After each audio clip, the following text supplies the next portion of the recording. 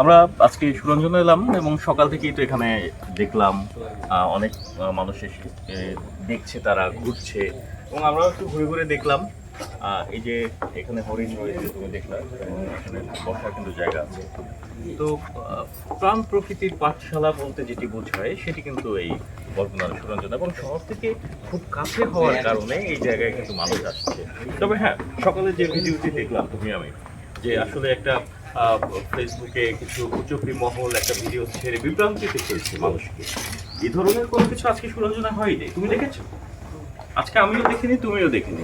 এবং যেটি হয়েছিল একটি অনাকাঙ্ক্ষিত ঘটনা কিছুদিন আগে, এবং তার জন্য কিন্তু প্রশাসনের তরফ থেকে দুঃখ প্রকাশ করা হয়েছে। এবং আমরা সামনে যাই, দেখবো যে আরো মানুষ এসেছে, তারা আরো আসবে। যেহেতু একটি দুপুরের সময় বিকেল যখন হবে, এই জায়গায়, এই যে জায়গাটি দেখো, এখানে কিন্তু লোকারণ্য, এবং নানা বয়সী ছেলে মেয়ে, বৃদ্ধ এবং ছোট শিশুরাও আসে দেখতে আসে। তারা এই প্রকৃতির সৌন্দর্য উপভোগ করতে আসে।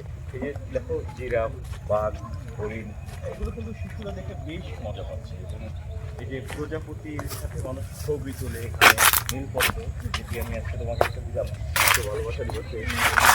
তো সেই ধরনের কিন্তু অনুষঙ্গ এখানে রয়েছে, এবং এই জায়গাগুলো আসলে মানুষের যে মনের খোরাক, সেই খোরাক কিন্তু যোগায়। তো এখানে আমার মনে হয় যে দুপুরের পর থেকে আরও মানুষ আসবেন, এবং যে একটা বিভ্রান্তিকর তথ্য ছড়ানো হয়েছে যে আজকে সুরঞ্জনায় এ ধরনের অভিযান পরিচালনা করা হয়েছে, আসলে এই ধরনের কিছু না, সম্পূর্ণ মিথ্যা। এটি অনেক আগের একটা ঘটনা, এবং সেটাকে নিয়ে মানুষ কিন্তু নানা ধরনের বিভ্রান্তিতে ফেলছে। সাধারণ মানুষ যারা আসবে, আজকে ঘুরবে এবং দেখবে, যেহেতু সুন্দরবন দিবস আছে 14 তারিখ বিশ্ব ভালোবাসা দিবস, তার পাশাপাশি কিন্তু আজকে সুন্দরবন দিবস। তো এই ম্যানগ্রোভ বন, এখানে এই বনের প্রাকৃতিক সৌন্দর্য দেখতে হলেও মানুষের আসা উচিত। এবং তারা কিন্তু, তুমি জানো না যে বাংলাদেশে যে ম্যানগ্রোভ বনভূমি, সে তারা কিন্তু ঘনত্ব কমে যাচ্ছে। এই বিষয়ে মানুষ এখানে সৌন্দর্য দেখে, ম্যানগ্রোভ বন সম্বন্ধে জেনে এগুলো কিন্তু রক্ষায় তারাও এগিয়ে আসবে।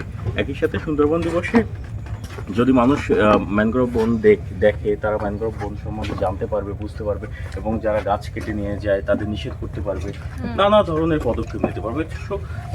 সো আমার মনে হচ্ছে যে এই সুরঞ্জনায় শুধুমাত্র দেখার না, এখানে শেখারও একটা জায়গা।